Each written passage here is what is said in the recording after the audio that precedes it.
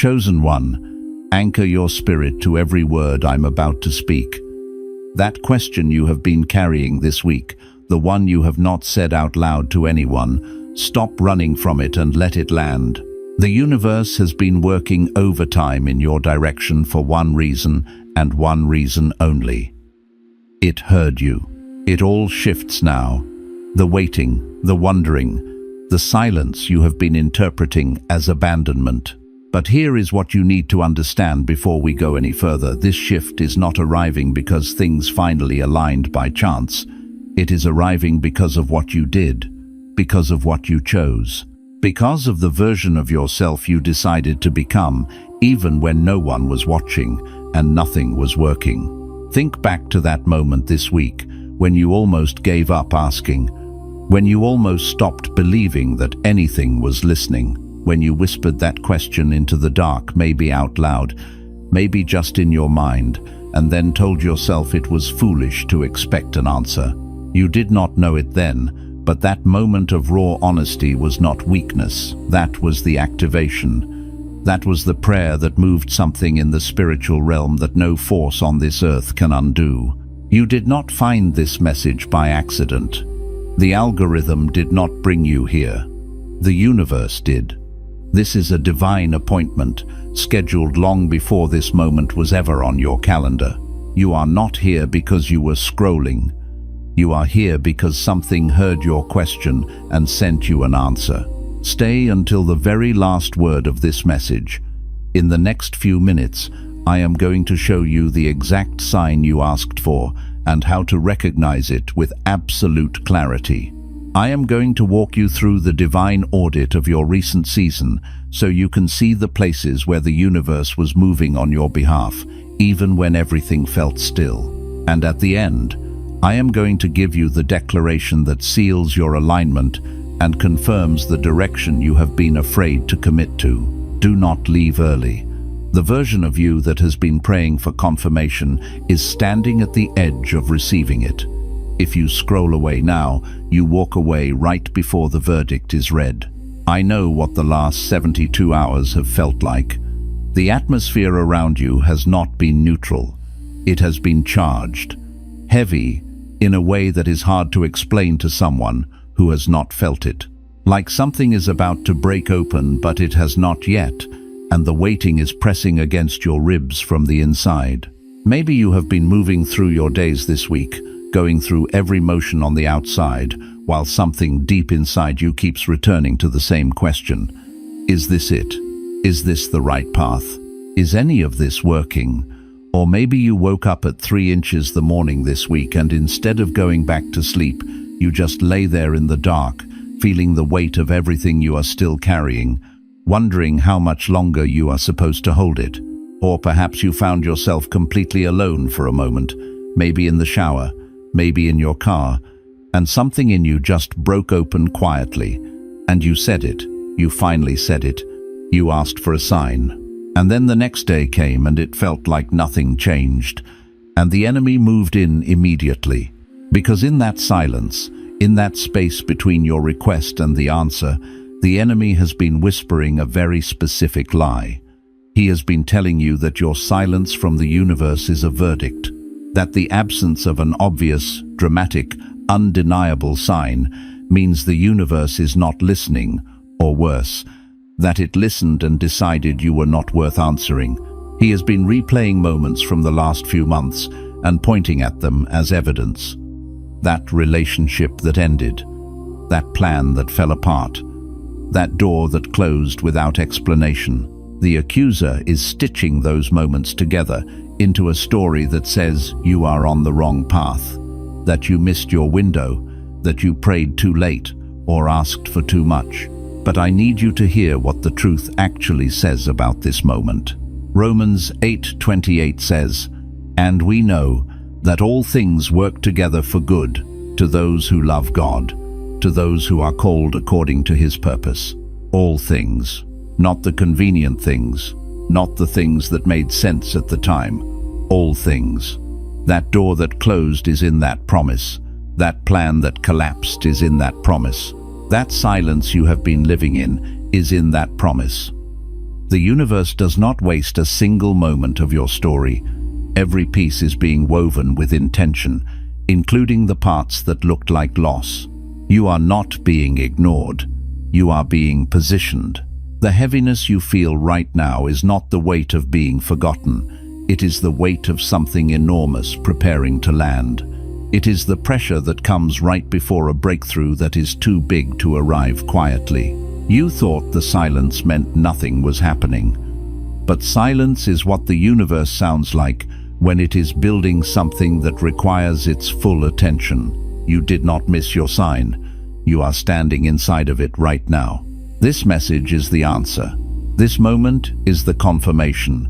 The fact that something in you stopped, something in you clicked, something in you said, "I need to hear this." That was not coincidence. That was coordination. That was the universe leaning in and saying, "Here, this is for you. This is what you asked for. Now receive it." You are not behind. You are not disqualified. You are not too late. You are exactly where the entire universe has been working to bring you. You didn't stumble onto this message by accident. Nothing about where you are right now is coincidence, not the timing, not the silence you've been sitting in, not the questions that kept pulling you back even when you tried to let them go.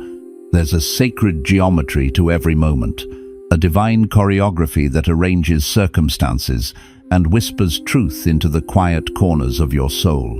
The universe doesn't waste signs on people who aren't ready to receive them, or on souls whose spirit isn't poised for a profound awakening. And the fact that you're still here, still searching, still pressing through the spiritual fog, still listening intently, even when the noise of the world tries to drown out the sacred melody within you, that means something. It means everything. It means you are being drawn, magnet-like, to a revelation that has been waiting for you, a truth that will unlock a deeper layer of your purpose. Some messages don't just inform, they activate. They don't merely present data. They ignite a dormant fire, a long-held knowing deep in the core of your being. If something stirred deep in your spirit just now, if a resonance vibrated through your soul, a sense of recognition, like a forgotten memory returning, you may be ready to receive the Chosen One's blueprint. This is not just a guide. It is a sacred key, meticulously designed to unlock the chambers of your divine understanding. It reveals the 8 divine patterns behind your calling, the often misunderstood purpose behind your suffering, and the magnificent blueprint of your destiny, unfolding layer by sacred layer. It's a map, not to a destination, but to the truest version of yourself. It also comes with the full audiobook, so you can absorb its profound truths during your moments of prayer, allowing its wisdom to seep into your subconscious during peaceful rest, letting its insights repattern your energetic field, or during quiet moments with God, where the veil between worlds thins and divine downloads are most readily received. And for those called to speak His truth with courage and clarity, those bearing a weightier anointing to pierce through illusion, you'll also receive Activating Your Prophet Mantle, a powerful bonus ebook specifically crafted for those carrying a prophetic assignment, designed to equip and empower you for the sacred work ahead. The link to embark on this transformative journey is in the first pinned comment, but only for a limited time, a brief window of opportunity before this particular energetic portal begins to close. Now, let's go deeper, far beneath the surface of fleeting circumstance, because what most people never discover, what remains hidden in plain sight, is the profound reason they keep missing the signs that were sent specifically for them. It's not because the signs weren't there, like whispers on the wind, like breadcrumbs on a path. They were. They always were, woven into the fabric of your everyday life, pulsating in the quiet promptings of your heart, echoing in serendipitous encounters. No, it's because somewhere along the way, often subtly, often insidiously, you were taught to distrust your own perception, to doubt the very compass heaven placed within you. You were told you were too sensitive, your spiritual antennae too finely tuned for this harsh world. You were labeled too intense, your passion for truth deemed too consuming. You were told you were simply too much, too emotional, too intuitive, too visionary, and so you learned to dim your light, to shrink your magnificent spirit. And in doing so, you learned to second-guess the very instincts, the very subtle nudges, the very deep knowing that heaven gave you to navigate this intricate, often challenging life. You began outsourcing your discernment, seeking validation and direction from people who were never assigned to your destiny, whose spiritual maps were not calibrated for your unique path. And slowly, quietly, like a tide receding from the shore, you stopped trusting the resonant, unwavering voice inside you, the inner oracle, the divine whisper that was never, ever wrong. You silenced the very guide meant to lead you through the wilderness, mistaking its clarity for arrogance or its boldness for folly. Think about Elijah in the wilderness. This was a man who had just called down fire from heaven, a spectacle of divine power witnessed by an entire nation. A man so intimately connected to the divine that rain responded to his prayers and drought bowed to his sovereign word. He had faced down 450 prophets of Baal on Mount Carmel, a titan of faith and divine authority. And yet, in 1 Kings 19, after such a monumental victory, he found himself utterly depleted, sitting under a broom tree in the stark wilderness, utterly alone, and asked God to take his life. This was not because he was fundamentally weak, not because his faith had suddenly evaporated, but because he had spent so long pouring out, giving of himself without ceasing, that he forgot how to receive. He had become so laser-focused on the intensity of the spiritual battle, on being the conduit of God's power, that he stopped recognizing the profound, quiet provision already surrounding him, the very breath sustaining him, the earth beneath his feet. He saw only the exhaustion, the threat from Jezebel, the crushing weight of his assignment.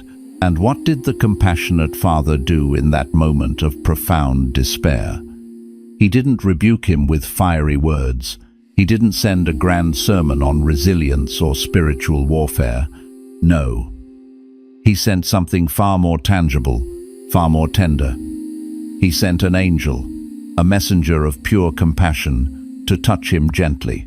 He sent bread, baked fresh by divine hands, representing sustenance for the body and soul. He sent water, cool and refreshing, to quench the deep thirst of his spirit.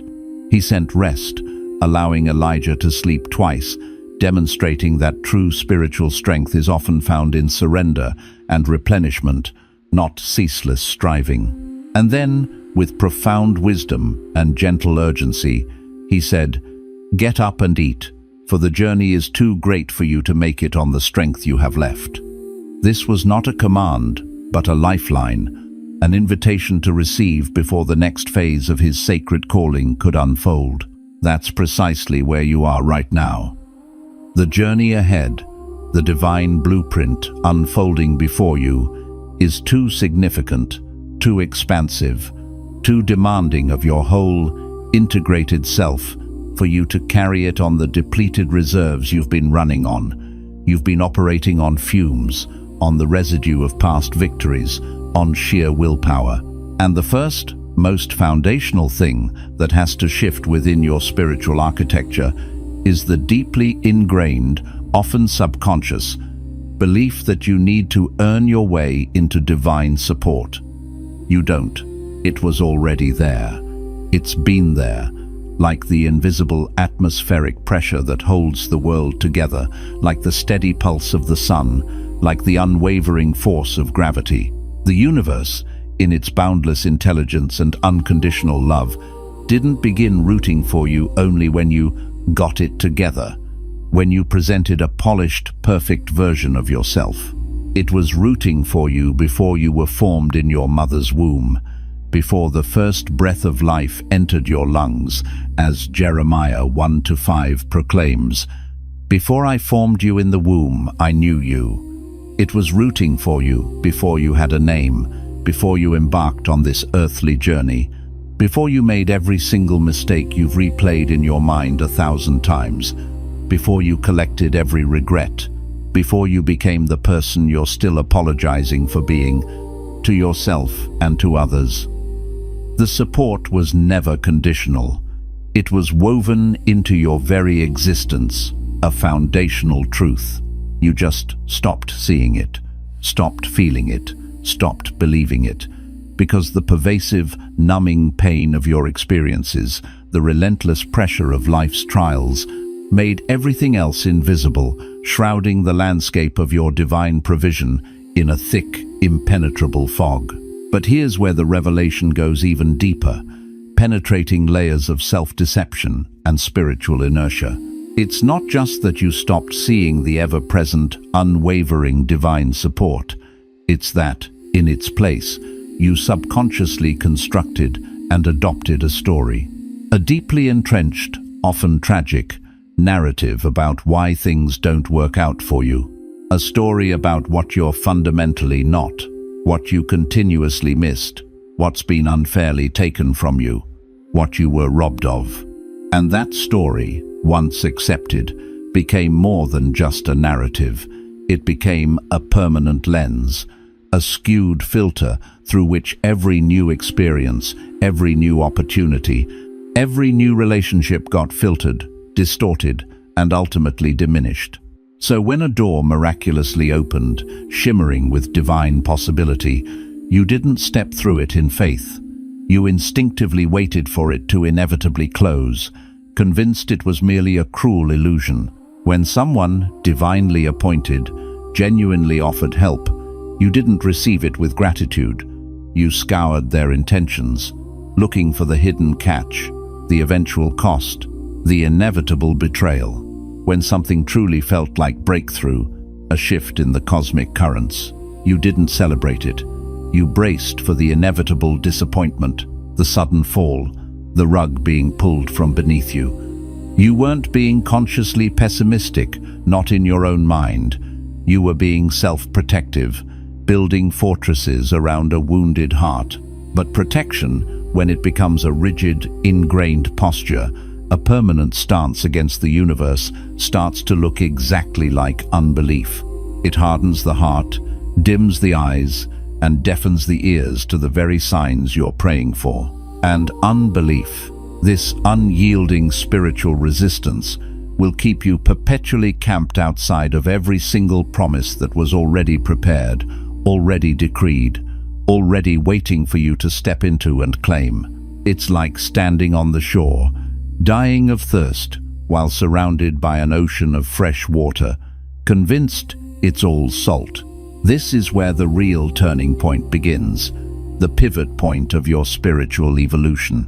Because genuine, profound transformation doesn't start with frantically doing something differently.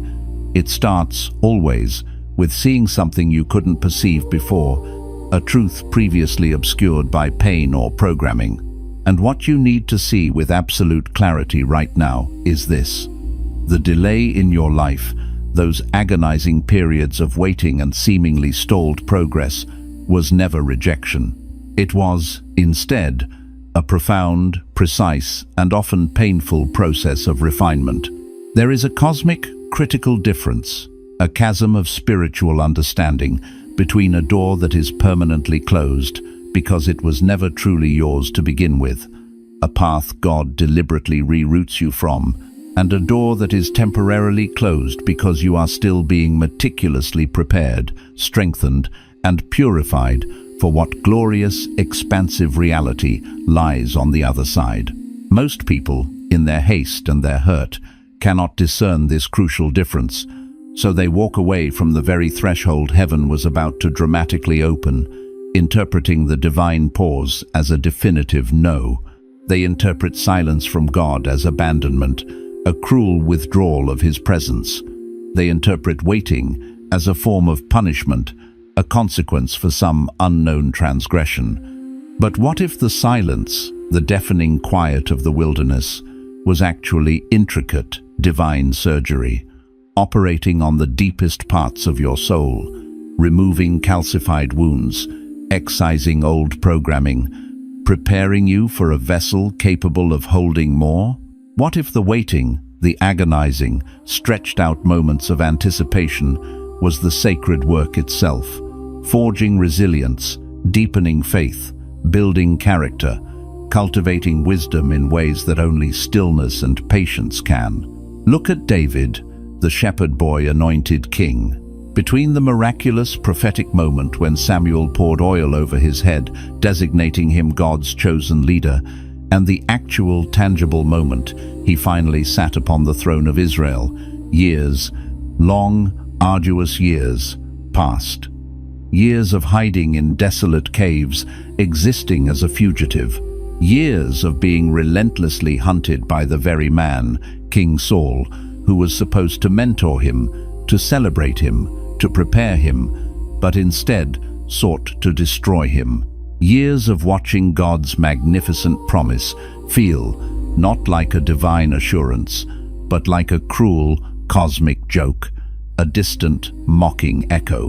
But what precisely happened in those lonely, shadowed caves? David didn't just survive, he was forged. He learned to worship God in the deepest, most desperate moments, when there was absolutely nothing discernible to celebrate, when his very life hung by a thread, turning his pain into psalms. He learned to war against enemies, both external and internal, when he had no formal army, relying solely on God's strength and strategy. He learned to lead himself, to discipline his spirit, to commune intimately with God before he was ever trusted to lead an entire nation. The cave, far from being his prison, was his profound, sacred preparation. It was the crucible that burned away all superficiality and refined his spirit.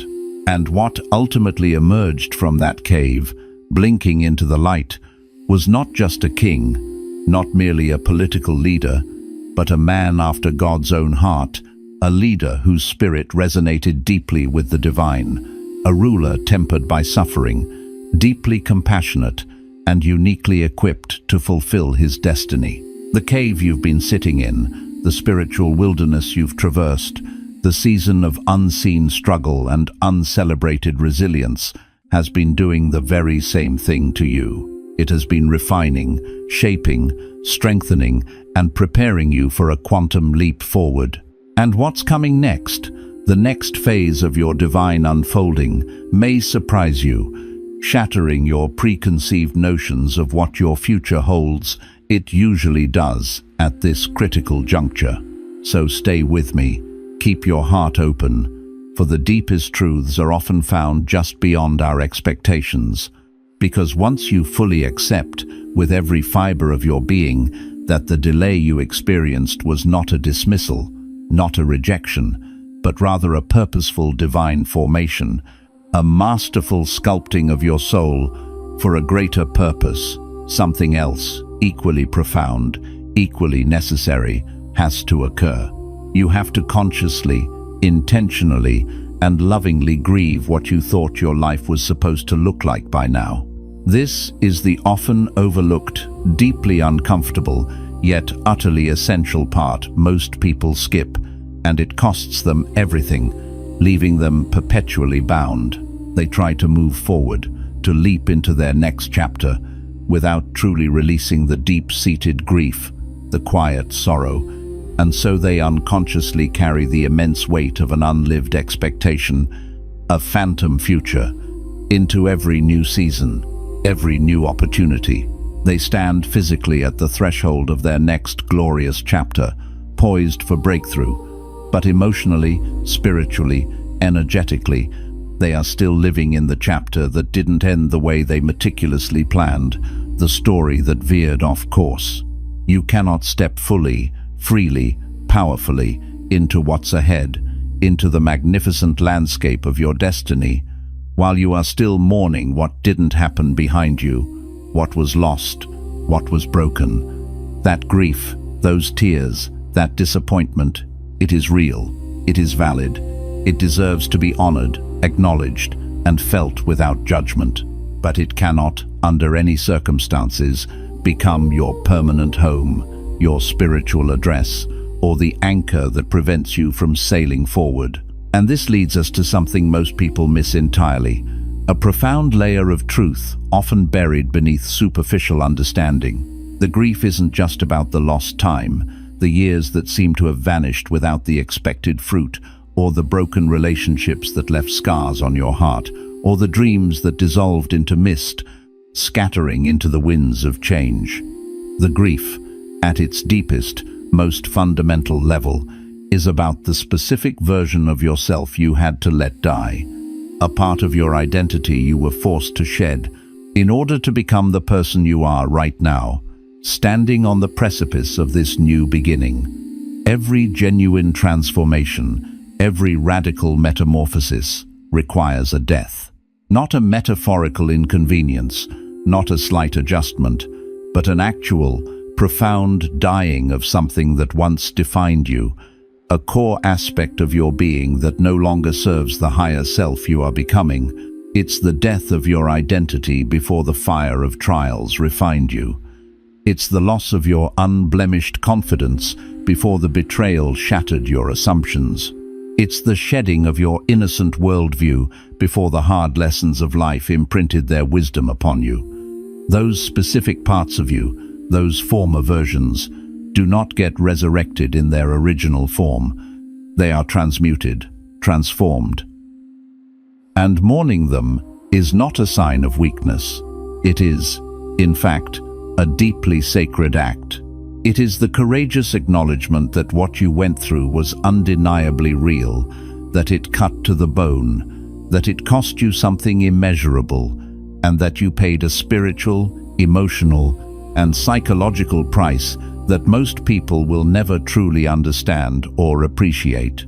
It's an act of deep self-compassion. But the moment you authentically honor that grief, fully facing its depth instead of frantically running from its discomfort, something profoundly shifts in the spiritual atmosphere around you. Because grief that is acknowledged, integrated, and faced squarely becomes potent fuel. It transmutes its sorrow into strength, its pain into purpose, its loss into profound wisdom.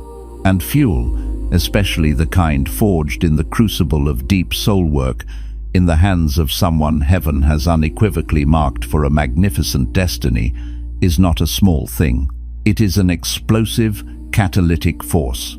In just a moment, we'll reach the deepest, most transformative layer of this truth, the one that most people never get to because they stop short, clinging to the surface, and it's the one that changes absolutely everything about your trajectory. Because here's where the most profound confrontation begins, the moment of reckoning with a subtle yet powerful internal block. You have, perhaps unconsciously, been waiting for permission. Maybe you didn't consciously label it that way in your waking thoughts. Maybe you called it confirmation, a divine green light, or the perfect timing, or simply waiting for the right, undeniable opportunity to present itself. But underneath those carefully chosen words, if you press past the surface-level rationalizations, what's truly there, pulsating at the core of your being, is a deep, unspoken, soul-aching need for someone, anyone, to tell you that you are explicitly allowed to step forward, to claim your power, to move into your destiny, that you are fundamentally qualified despite your perceived flaws and past mistakes, that you are truly ready even if your knees are knocking and your heart is racing, that you are, indeed, enough exactly as you are, divinely crafted and perfectly imperfect. And the reason you've been waiting for that external permission, holding your breath, is because at some pivotal point in your life, often in your formative years, the most important people in your life, those who held authority or influence, subtly or overtly withheld it. They didn't genuinely celebrate your unique gifts. They didn't consistently affirm your intrinsic worth. They didn't speak the words of encouragement and validation that your burgeoning spirit desperately needed to hear when it mattered most. leaving a profound void. And so, like a thirsty traveler in a desert, your soul went looking for what it didn't receive, for that missing validation, for that missing permission, and it's been looking, often relentlessly, ever since, projecting that need onto every new person, every new situation. But let me challenge you with a radical, liberating truth that will shatter those old paradigms. The permission you've been so patiently, so desperately waiting for it was never, ever theirs to give in the first place. Not your parents, not your teachers, not your ex-partners, not your critics, not even the most well-meaning mentors. It was always intrinsically, eternally, yours to claim, yours to take, a birthright imprinted on your soul. And the very moment you finally stop waiting for another human being, a finite and flawed entity, to unlock what heaven, in its infinite wisdom and boundless grace, already authorized for you, the entire spiritual atmosphere around your life begins to palpably shift. The gravitational pull of old limitations loosens its grip. This is not arrogance or egoic assertion. This is profound, sacred alignment. There is a fundamental, divinely inspired difference between someone who presumptuously reaches for more than they have been authentically given, driven by ambition alone, and someone who, with quiet confidence and deep knowing, finally steps fully and unequivocally into what was already meticulously prepared, already ordained for them, awaiting their conscious embrace. You, my friend, are not reaching in desperation. You are arriving, with divine timing, into the fullness of your predestined reality. This arrival is not a struggle, it is a homecoming. Now here's the part that will likely unsettle something deep within you, perhaps a tightly held, unconscious belief, because it's the profound truth no one ever dares to say out loud, the elephant in the spiritual room. The primary thing that has actually been blocking you, acting as an invisible barrier to your breakthrough, is not the enemy operating externally. It's not your past, however traumatic or regret-filled. It's not the people who hurt you, whose wounds linger. It's not even the specific doors that relentlessly closed in your face, or the seasons that felt like they went on for far too long, stretching your patience to its absolute limit. No, the thing that has been most powerfully, most insidiously blocking you is your deep, often unconscious, familiarity with struggle itself. You have lived inside the cramped, challenging confines of difficulty, hardship, and perpetual striving for so long that true, effortless peace has, paradoxically, started to feel suspicious, almost alien. Sustained progress has begun to feel fragile, like a delicate glass ornament, always on the verge of shattering. Breakthrough, a genuine, undeniable shift in your favor, has started to feel like something that exclusively happens to other people, to the lucky, the blessed, the chosen, never to you. And without even fully realizing it, without conscious intention, you have meticulously built your entire sense of self, your very identity, around the version of yourself that endures, that survives, that constantly battles and overcomes, not the version of yourself that effortlessly receives, that truly thrives, that embraces unmerited grace. Your spiritual muscle memory is tuned for the fight, not the embrace. Endurance, let us be clear, is an incredible, invaluable gift. It is a divine strength forged in the fires of adversity, a testament to your resilience and the power of the spirit within you. But endurance was never, ever supposed to be your permanent address, your lifelong residence. It was a temporary shelter, a training ground, a proving stage. There comes a definitive moment, a sacred turning point in every journey, when God stops asking you to merely hold on, to grit your teeth and continue striving, and starts asking you, with profound love and unwavering conviction, to finally let go. To let go of the survival posture, the weary stance of constant battle, to let go of the ingrained habit of constant bracing for the next blow, the next disappointment, to let go of the identity that was intricately forged in the fires of pain, betrayal, and struggle, and courageously step into the magnificent, unfettered identity that was divinely designed for you before pain ever found you, before sorrow ever touched your soul, before the world imposed its limitations upon you. That true identity, your original blueprint, is not naive. It has seen too much to be ignorant of suffering. It is not soft or easily broken. It has been through too much to be either.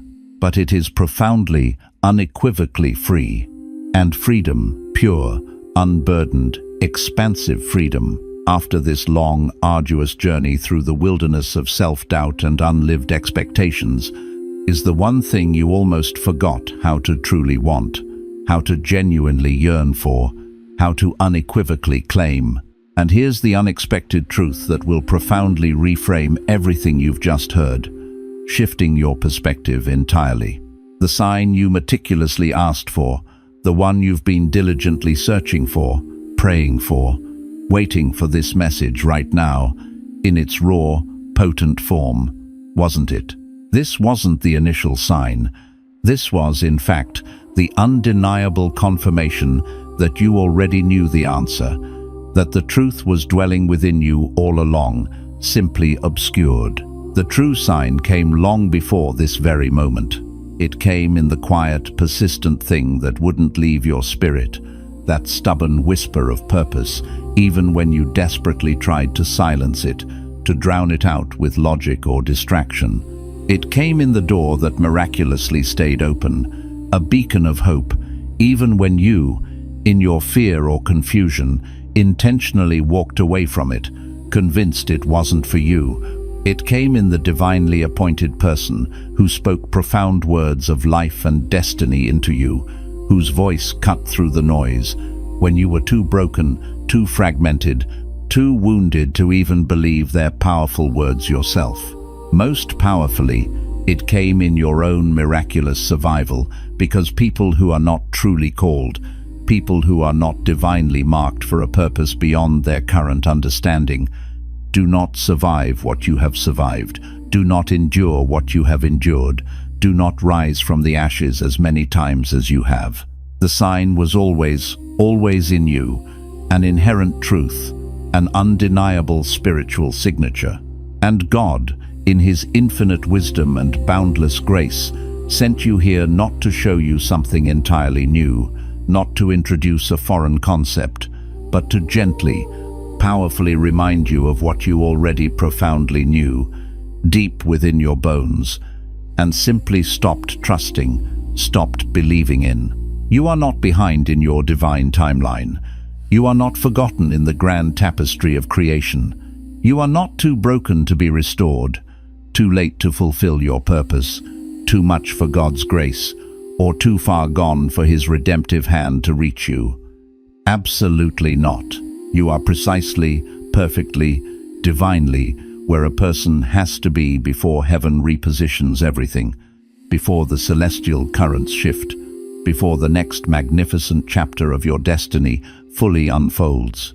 And the repositioning, the realignment, the miraculous rearrangement of circumstances and spiritual energies has already unequivocally begun. Feel it, believe it, claim it.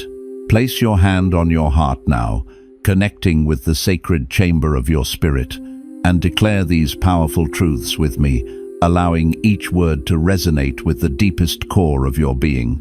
I release the grief of what I thought my life was supposed to look like, the heavy weight of unfulfilled expectations and phantom futures. I release the permission I've been waiting for, the external validation I sought from people who were never authorized by heaven to give it. I release my agreement with delay, with limitation, with worthlessness, and with the insidious lie that I am somehow exempt from the overflowing goodness, the divine favor, the abundant blessings that are powerfully moving toward me right now.